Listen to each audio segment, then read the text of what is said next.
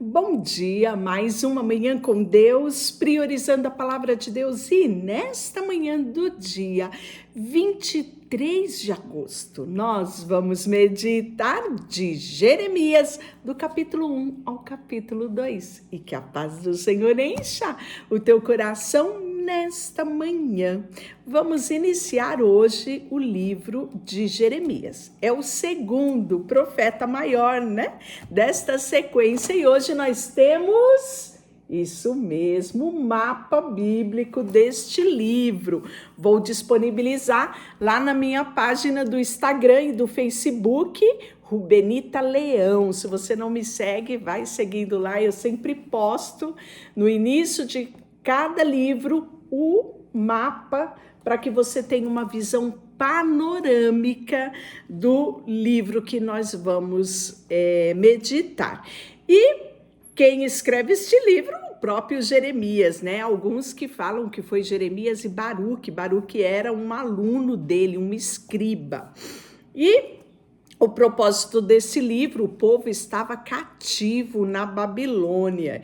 E o motivo é lembrar o povo, né? O motivo que os fez estar em cativeiro. Isso mesmo, né? Levar para eles os motivos que os levaram, os passos, aquilo que eles precisavam se arrepender. E que Deus voltaria sim a favor deles. Se eles se arrependessem, Deus voltaria a abençoá-los. Então Jeremias vai trazer esta mensagem. O nome de Jeremias significa o Senhor é exaltado, Yahvé é exaltado. E nós vamos ver que ele vai ser escrito para o povo de Judá, alertando eles dos pecados e das consequências desse pecado que os levaria, né, a estarem na Babilônia em exílio. E a sua desobediência, ela é sempre apontada. Foi apontada por Isaías, vai ser apontada agora por Jeremias. Nós podemos ver que outras nações também vão ser motivo, né, de alerta. O Egito, a Filícia, Moabe, entre outros. Nós vamos ver que Deus também manda profecias para estas nações. Podemos ver também que as três maiores potências dessa época, né, esse contexto, esse pano de fundo, nós temos a Síria. Já falamos bastante, né, sobre a Síria no livro de Isaías. Senaqueribe, lembra dele? Pois é, Império da Síria, o Império Babilônico e o Egito. Então, não é novidade para você, porque já tínhamos falado bastante a respeito disso no livro de Isaías. E nós vamos começar, claro, né, com o chamado de Jeremias, que está logo aqui no capítulo 1. Estas são as palavras de Jeremias, filho de Ilquias, um dos sacerdotes da cidade de Anedote, na terra de Benjamim. O Senhor lhe deu esta mensagem no 13º ano do reinado de Josias, filho de Amon, que era rei de Judá. Também lhe deu outras mensagens durante todo o reinado de Jeoaquim, filho de Josias, rei de Judá, até o 11º ano do reinado de Zedequias, outro filho de Josias. Em agosto daquele ano, o povo de Jerusalém foi levado cativo ao exílio babilônico, né? Então, nós podemos ver que este pano de fundo, ele está relatado lá em 2 Reis, capítulo 22, capítulo 23. Em Crônicas, nós vamos ver esse contexto, né, sendo também escrito lá no livro de Crônicas, que é 2 Crônicas 34, capítulo 34, capítulo 35. Então, é contexto que nós já vimos quando estávamos lendo os livros de Reis e Crônicas, né? E agora nós vamos ter a visão dos profetas que profetizaram nestas épocas. E aí ele diz assim: o Senhor me deu esta mensagem. E agora, propriamente, nesta Bíblia que anote, o subtítulo fala: o chamado de Jeremias e as suas primeiras visões. Então, estamos falando do capítulo 1, versículo 4. O Senhor me deu esta mensagem e eu conheci antes de formá-lo no ventre da sua mãe. Antes de você nascer, eu o separei e nomeei para que seja profeta às nações. Olha que coisa mais linda, que verdade extraordinária é trazido por Jeremias aqui no capítulo 1, Deus falando da própria pessoa de Jeremias, que quando ele estava sendo formado no ventre da mãe dele, o Senhor já o conhecia, antes mesmo dele ser formado, né? E olha que coisa maravilhosa, expressão essa nós vimos também no Salmo 139, onde o salmista diz que ainda ele uniforme no ventre da mãe dele, o Senhor já o conhecia, né? Que todos os dias dele era conhecido pelo Senhor. Então, olhando para esse texto aqui de Jeremias e também para o texto de Salmo 139, nós não podemos concordar com as ideologias deste mundo a respeito do aborto, não é? Porque aqui é claro e evidente, né? O planejar de Deus para a vida de Jeremias quando ele ainda estava uniforme no ventre da mãe dele, né? Em formação no ventre da mãe dele. Então imagina, né? Se a mãe de Jeremias decidisse abortá-lo, olhe só. Né? O contexto daquela época era muito difícil, não era fácil, não é?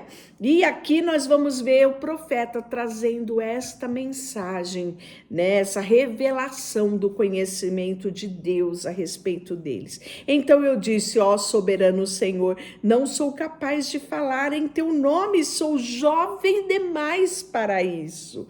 O Senhor respondeu: não diga sou jovem demais, pois você irá aonde eu enviar e dirá o que eu lhe ordenar.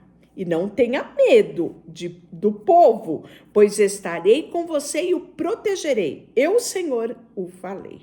Então o Senhor estendeu a mão e tocou a minha boca e disse: veja, coloquei minhas palavras na tua boca. Hoje lhe dou autoridade para enfrentar nações e reinos. Para arrancar, derrubar, para destruir, arrasar, para edificar e plantar. Então o Senhor me disse: o que você vê, Jeremias? E eu respondi: vejo um ramo de uma amendoeira.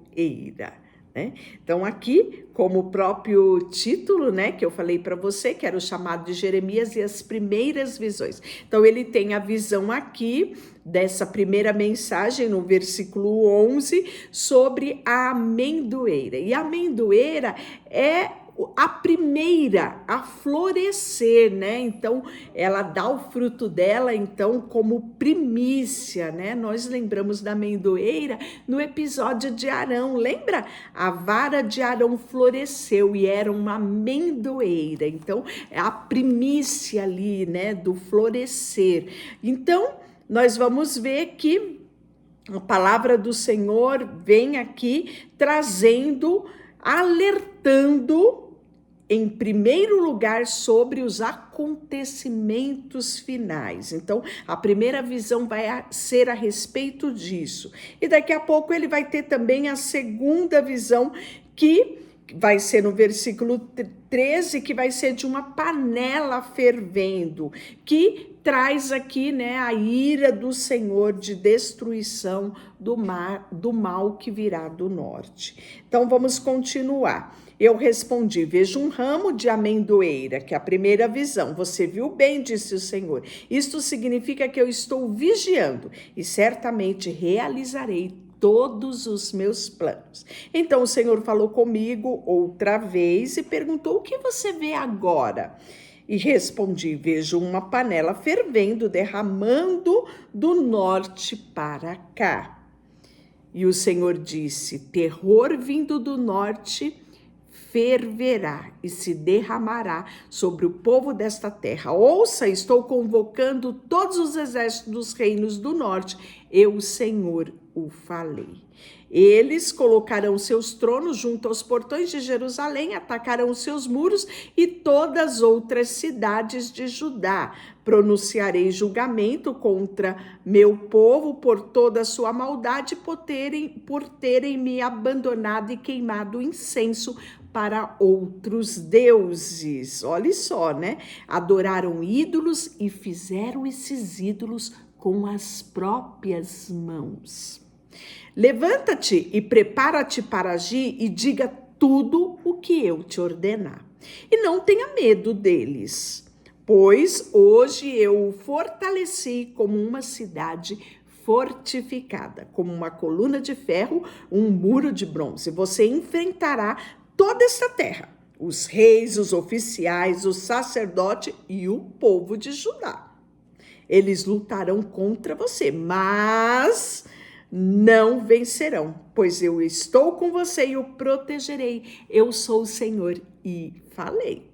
E aí, o capítulo 2, o Senhor vai trazer uma acusação sobre o povo, né? Senhor me deu outra mensagem. Vá e proclame esta mensagem para Jerusalém. Assim diz o Senhor: lembro-me de como você desejava me agradar quando era uma jovem noiva, muito tempo atrás. Você me amava e me seguia até mesmo no deserto. Naqueles dias, Israel era santo para o Senhor. Era como o primeiro fruto de sua colheita. Todos que faziam mal ao seu povo era declarado culpado. E sobre eles vinham a calamidade. Eu, o Senhor, o falei. Ouçam as palavras do Senhor, descendentes de Jacó e todas as famílias de Israel, assim diz o Senhor. Que defeito seus antepassados encontraram em mim para que se afastassem tanto? Foram atrás de ídolos inúteis e eles próprios tornaram inúteis.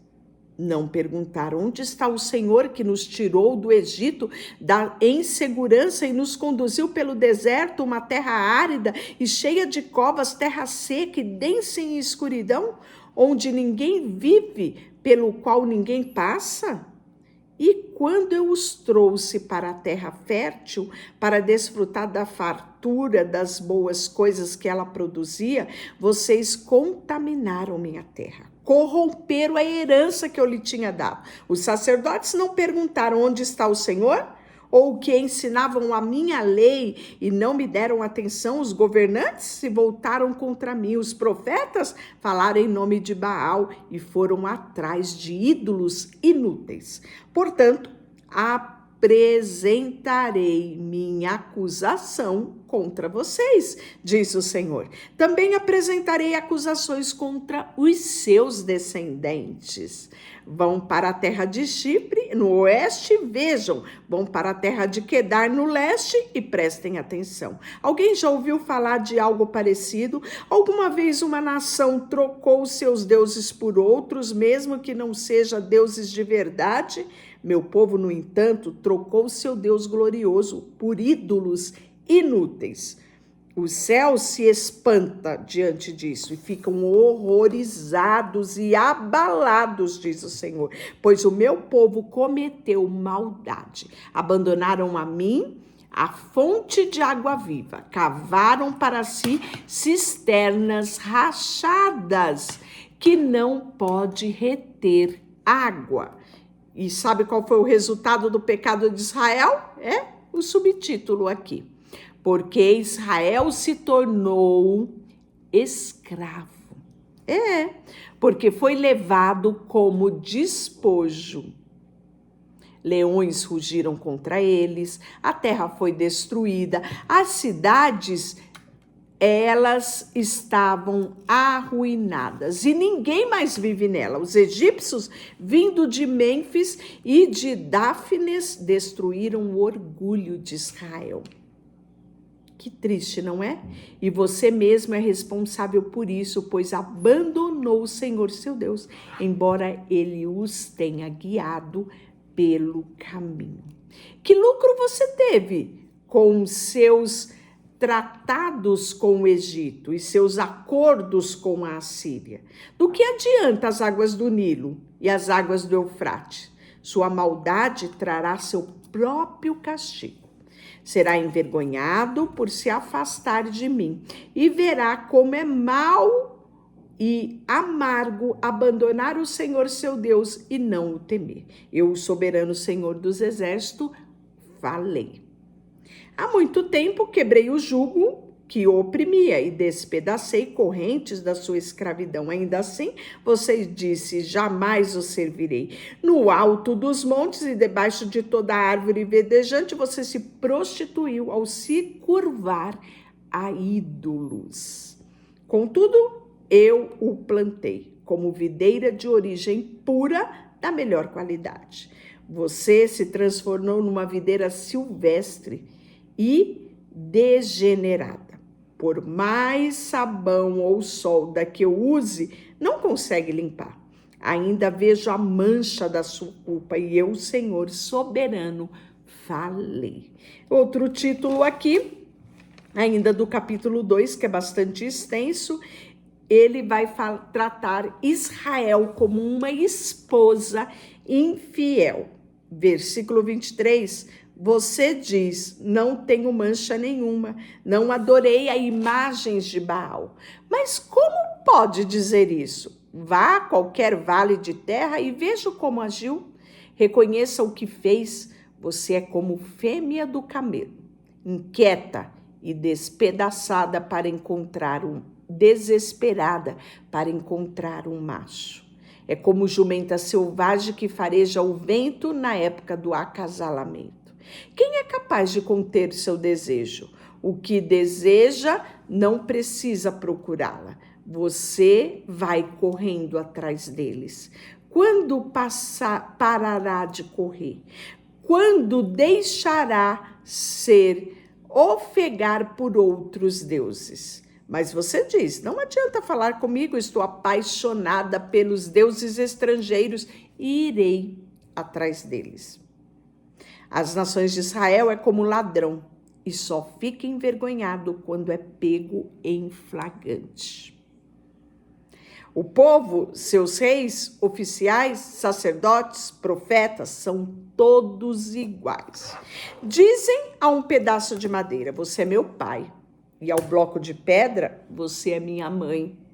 Dão as costas para mim, mas em tempos de aflição, clama, vem me salvar. Pois não chamam os deuses que vocês mesmos fizeram? Que eles salvem quando vier a aflição? Pois os seus deuses não são tão numerosos quanto as cidades de Judá. Por que me acusam de fazer mal? Vocês foram que se rebelaram, foram vocês, diz o Senhor. Eu castiguei seus filhos, mas eles não aceitaram a minha disciplina. Vocês mesmos mataram os profetas como um leão mata sua presa.